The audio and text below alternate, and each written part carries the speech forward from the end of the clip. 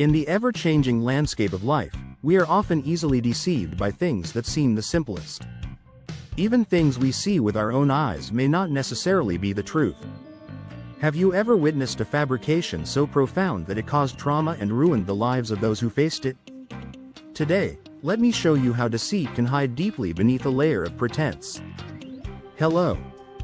Welcome to the channel Whispers of the Moonlight.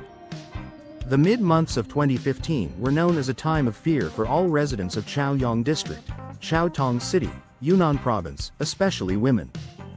The fear stemmed from consecutive murder cases occurring in private homes within Chaoyang District. The victims of these cases were all women in their youth, aged approximately 25 to 30 years old.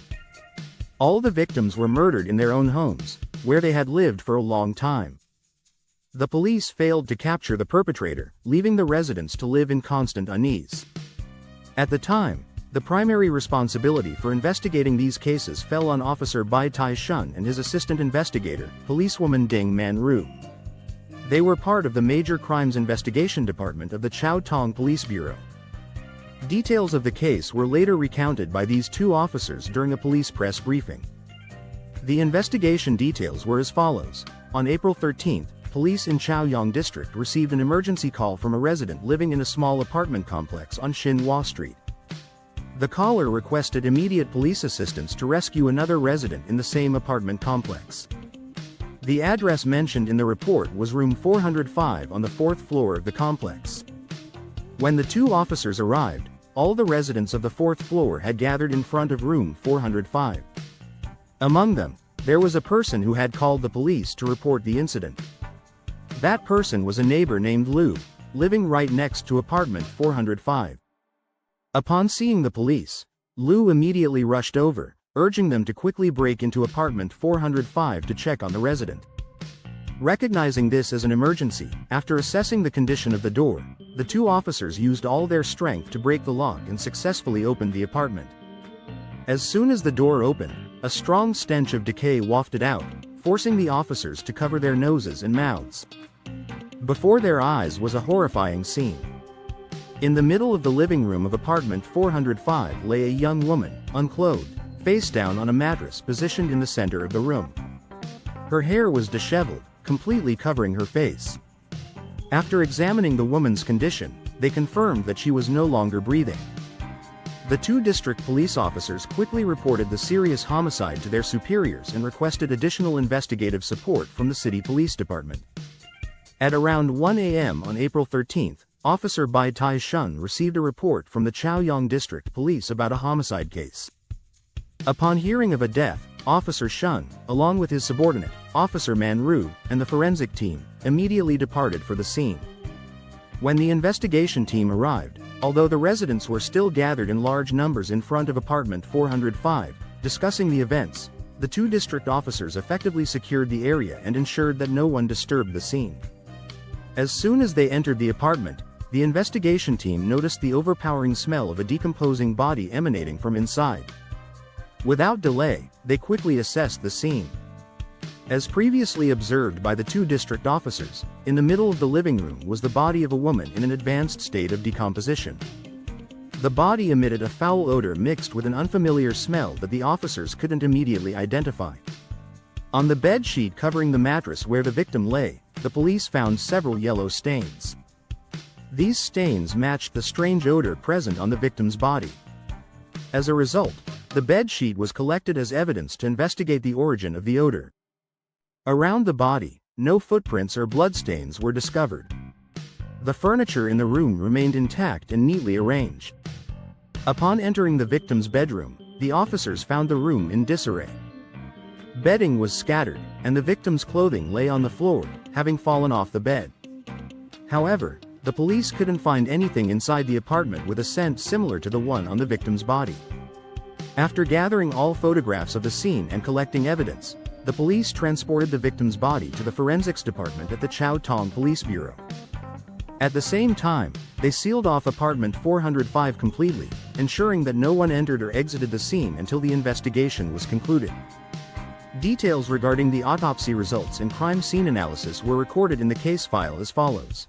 The autopsy results revealed that the victim was a female, approximately 25 to 27 years old. When discovered, the victim's body was already in the early stages of decomposition.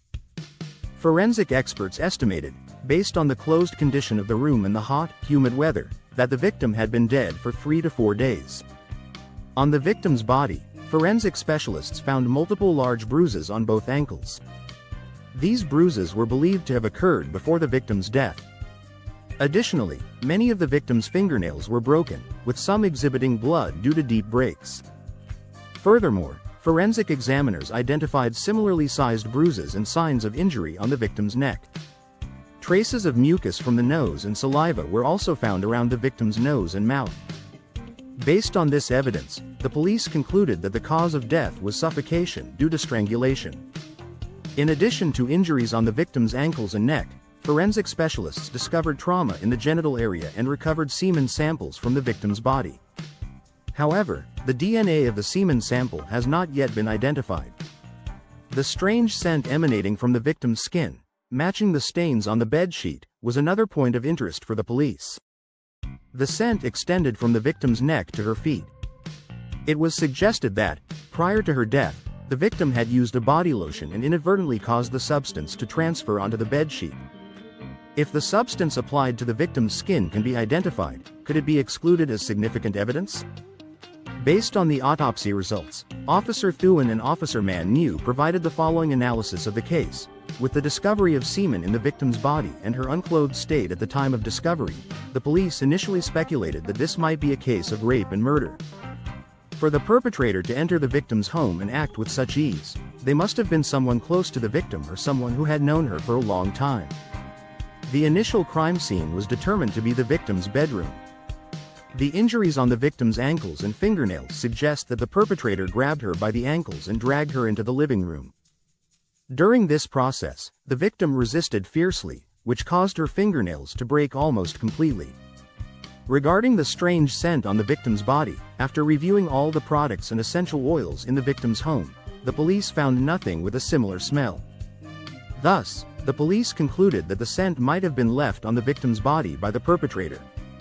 The identification results revealed that the victim was Phuong Diem Lan, 27 years old, an office worker at an import-export company.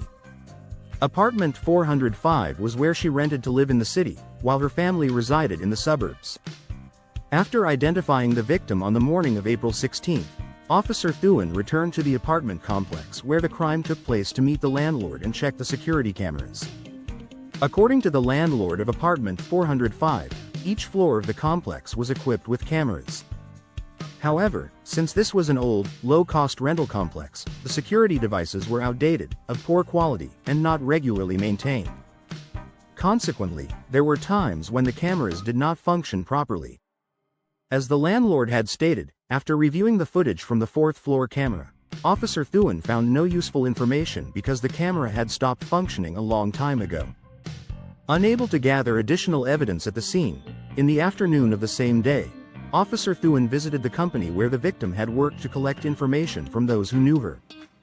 At the company, Officer Thuan spoke with two women who identified themselves as close colleagues of the victim, Phuong Diem Lan. One was surnamed Tran, and the other was surnamed Din. The officer asked them about the victim's relationships before her death in hopes of finding clues to identify a suspect. According to Ms. Tran, their work at the company was very busy, so typically, Diem Lan and the others only followed a daily routine of going to work and returning home. They did not have much time to socialize with others, meaning Diem Lan had no significant relationships beyond her family and close colleagues.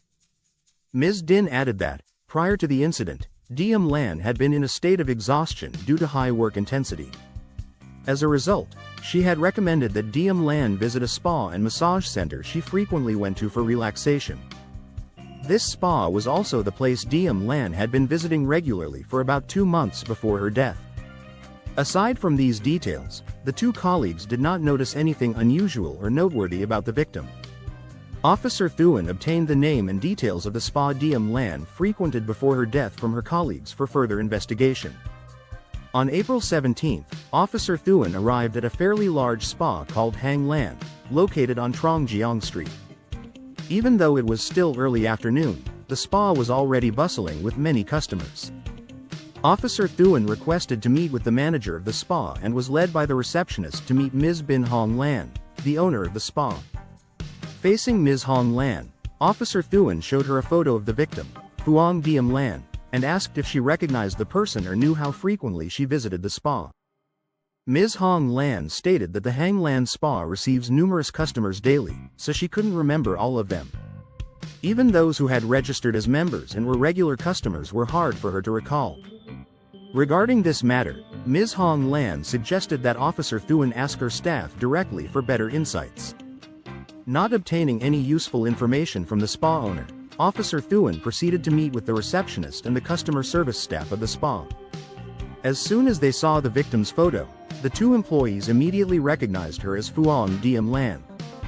According to the customer service staff member named Tiu Phuong, Diem Lan had registered as a new member at the spa over a month ago and frequently used her membership card.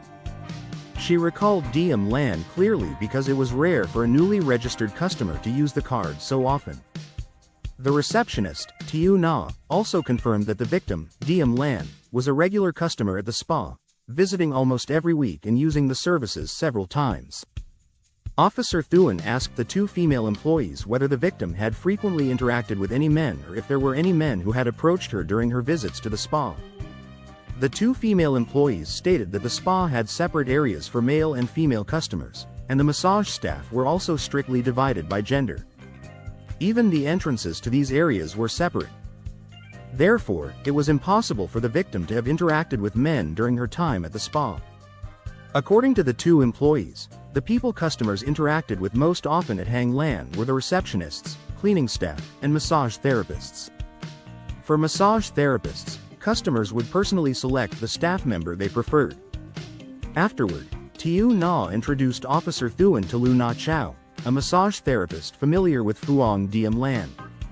Officer Thuan's first impression of Lu Na Chao was that she was a tall woman with a beautiful and gentle face. Lu Na Chao was very surprised when the police came to see her. Upon hearing Officer Thuan's question about whether she knew anything related to the victim, Diem Lan, Na Chao enthusiastically responded. Indeed, during relaxing massage sessions, customers often enjoyed chatting with their regular therapists, and Diem Lan was no exception. She had shared almost all her personal matters with Lu Na Chao. According to Lu Na Chao, Diem Lan was dating a man who worked at the same company. However, she had recently developed feelings for another man but did not want to break up with her current boyfriend. She sought Na Chao's advice about this situation. Naturally, Na Chao avoided giving a direct opinion, as it was not her place to interfere in her client's personal matters. After that conversation, when Diem Lan visited the spa again, Na Chao noticed several bruises on her body and learned that they were caused by her boyfriend physically abusing her. The last time Na Chao saw the victim at the spa was on April 9. Upon learning this information, Officer Thuan immediately returned to the police station to investigate the identity of the man who had been dating the victim. After reconnecting with the victim's close colleagues, Officer Thuan discovered that the man in question was Tri Dung, a co-worker at the same company as Diem Lan. Initially, when Officer Thuan questioned the victim's colleagues, they did not mention Tri Dung because, in their eyes, he was always a polite and gentle person, unlikely to pose a threat to Diem Lan. With Tri Dung's information in hand, on April 21, Officer Thuan went to his workplace to meet him. Officer Thuan questioned Tri Dung about the places he had visited and the activities he had engaged in from April 9 to April 13. According to Tri Dung, he had been on a business trip from April 8 to the night of April 12, when he returned to Chaoyang District. During this period, the members of his business delegation could vouch for his whereabouts. This testimony was later verified by Officer Thuan with the individuals who had been on the business trip with Tri Dung. When asked if he had ever physically harmed Phuong Diem Lan, Tri Dung honestly admitted that he had. The reason he became so angry to the point of hitting his girlfriend was that he suspected Diem Lan had feelings for another man at their workplace. He had observed Diem Lan displaying flirtatious behavior towards another male colleague several times. However, when he confronted her about it, she dismissed his concerns rather casually. This led to their final confrontation, during which he lost his temper and struck her. This incident occurred on April 9, before his business trip. It was the first and only time he had hit Diem Lan. Moreover, he emphasized that he harbored no intent to harm her further. Diem Lan's sudden death also left him in shock. Tri Dung's alibi was verified, and Officer Thuan removed him from the list of suspects. At that point, the leads gathered were insufficient for Officer Thuan to narrow down potential suspects. The investigation into Phuong Diem Lan's case thus extended further, until a second victim was discovered on the morning of May 10. Approximately 1 hour after receiving the report, Officer Thuan, along with Officer Man Nhu and the forensic team, arrived at a small house on Tan Phong Street, Shuduang District. When the police arrived, the local residents had already gathered outside the house, curious about what had happened inside. The report to the police had come from an elderly couple. Upon seeing the officers, the couple quickly led them to the crime scene. The crime scene was a bedroom on the second floor of the house. At the scene, the officers found the body of a young woman lying face down on the bed. Recognizing the severity of the situation, the officers immediately began examining the body and collecting evidence at the scene. According to the crime scene investigation report from the house where the body was found, the police discovered unwashed dishes in the kitchen. Among them were 2 wine glasses, both of which had lipstick stains. Based on this, the police speculated that the victim had shared a meal with someone else at home before her death. In the bedroom where the victim's body was found, her clothes were scattered all over the floor. On the bedsheet beneath the victim's body, there were also yellow stains similar to those found on the bedsheet in Phuong Diem Lan's case.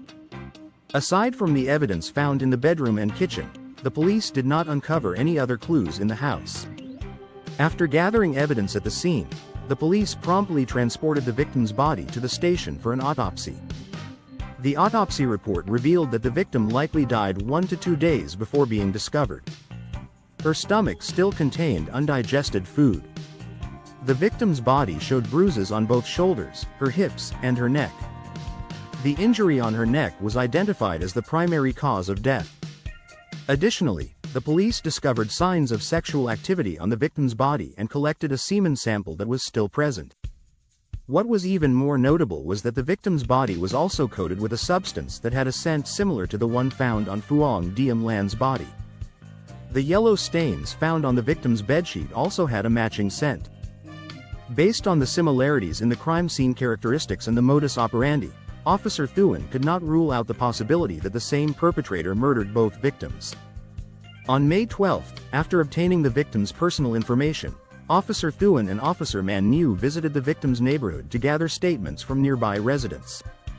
According to the information gathered, the victim was Trin Bao Tuyet, 28 years old. Both of her parents had passed away, so she lived alone in a house on Tan Phong Street. The first individuals the officers met for statements were the elderly couple who lived next door to the victim and were also the ones who reported the incident. According to the couple, Bao Tuyet was a close neighbor. They sympathized with her, as she was young and had lost her parents. They often visited her and brought her food. On the evening of May 9, the elderly woman brought food to the victim's house around 6:30 p.m. Normally, the victim would have been home from work by then, but on that day, her house was dark, with no lights on. The elderly woman rang the doorbell several times but received no response. Assuming the victim would return home late, she went back to her house and planned to bring the food again the following morning. On the morning of May 10, the elderly man took the food to the victim's house. Like his wife, he rang the doorbell multiple times but still received no answer.